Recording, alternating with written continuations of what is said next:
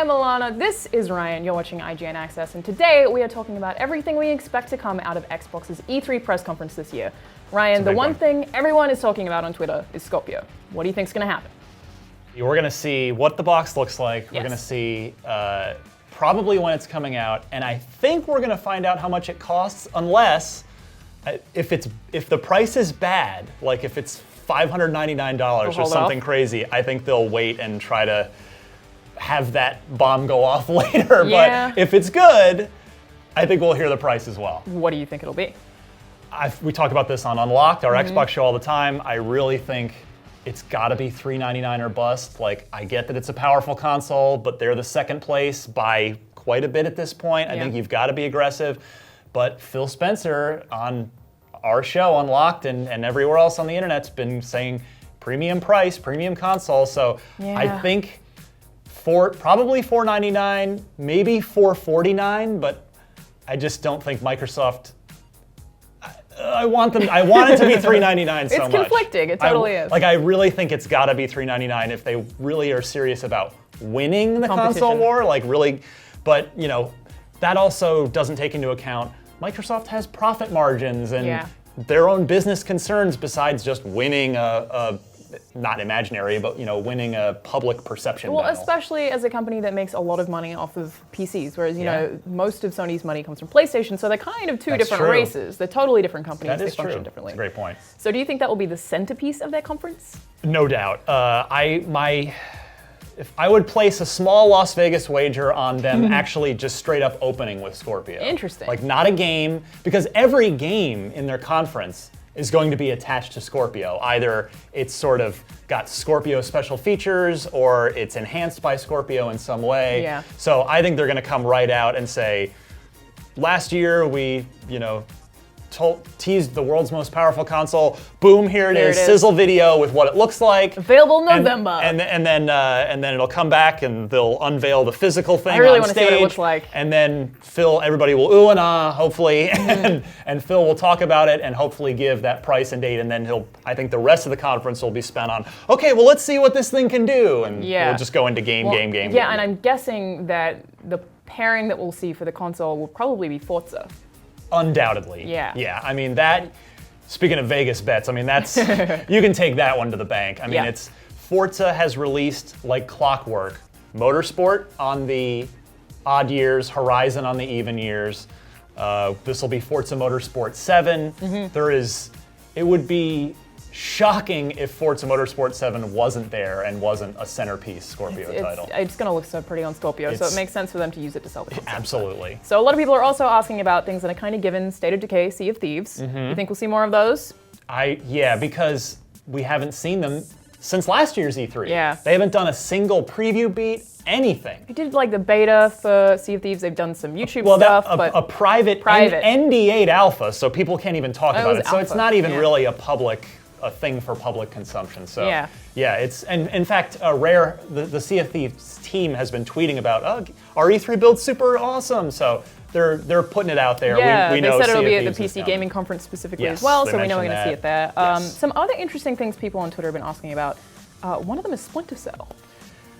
Are these all my alt accounts? Because I love Splinter Cell. Damn it, Ryan. I still think that Splinter Cell Chaos Theory is the best original Xbox game. I know everybody's out there going, Halo 1 or Halo 1, how could you say that? But Chaos Theory was so great, the whole top to bottom. Anyway, it's Blacklist, Splinter Cell Blacklist, which was very good. 2013. Before the PS4 and Xbox One came out. It was August of 2013. I think it reviewed well, but I reviewed it. it didn't sell that well, though, did it? I mean, maybe not. I don't remember. Blacklist was a really good game, other than recasting Michael Ironside. That's a terrible mistake by Ubisoft. We can fix that. We can forget that ever happened. But yeah, I mean, that was a Ubisoft Toronto project. That was in fact, that team was started. That was their first project. So I kind of feel like if it doesn't happen this year, if it's not what they're like, and one more thing surprise at the Ubisoft conference this year, then if it doesn't happen this year, it may be never, or at least not for like a reboot way in the future. Yeah, it's just scary. It's been too long. It's kind of put up or shut up time for Sam Fisher. Well, one that I'm really excited about that I think is probably pretty unlikely is Fable. Yeah, it's too. I mean, we had Phil in here. If you're not an Unlocked viewer, you got to check out Podcast Unlocked or Unlocked, whatever we call it. That show we do about that Xbox. thing we do every Wednesday about Xbox. But yeah, Phil was on our show a couple months ago now, and yeah, I mean, he's talked about like he sees viability in the Fable IP, but they just canceled Fable Legends and just shut down Lionhead Studios. And after years of developing Legends as well, it's been a really weird phase. I was there for that announcement also in 2013. Yeah. August 2013 for that as well. Blacklist came out and Fable Legends was announced, and we haven't seen either one since.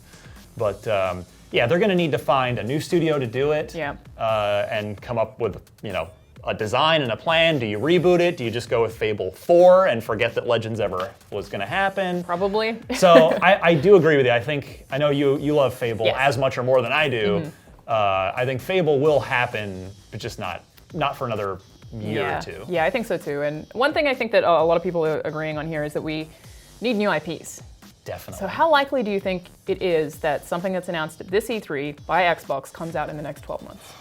It's tough because the internet is full of a bunch of sleuthy detective types. True. Who are really good at tracking people's like LinkedIns and seeing what's going on, and it's kind of tough to keep secrets these days. And you expect it would have been leaked already. Well, just that the point I'm driving at is Microsoft's internal studios, they haven't, unless they've done an amazing job of keeping it secret, they haven't really started any big new first-party initiatives. They're not secretly, they don't seemingly are not secretly incubating a new AAA development studio. The last time they did was the Coalition, who was working on, the game I can't even remember the name of now, which eventually RIP. They, of course, dumped that and went into, they're the Gears of War studio now. The team behind Forza Horizon are working on something. They have a second team. But it's not a racing game.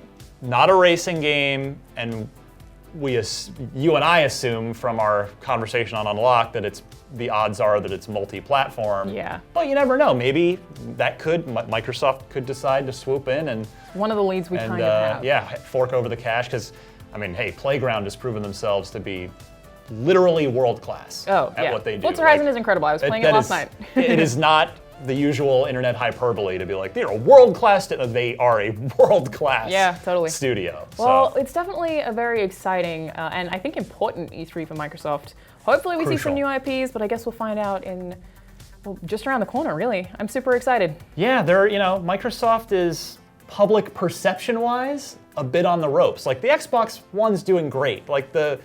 Yes, it's number 2 behind PS4, but relative to the 360, it's doing great, it's making money, but there is this public perception, some of it's fair and some of it is probably not, that they don't have any first-party games and, their box is underpowered. Well, they're definitely fixing the box situation with Scorpio. For sure.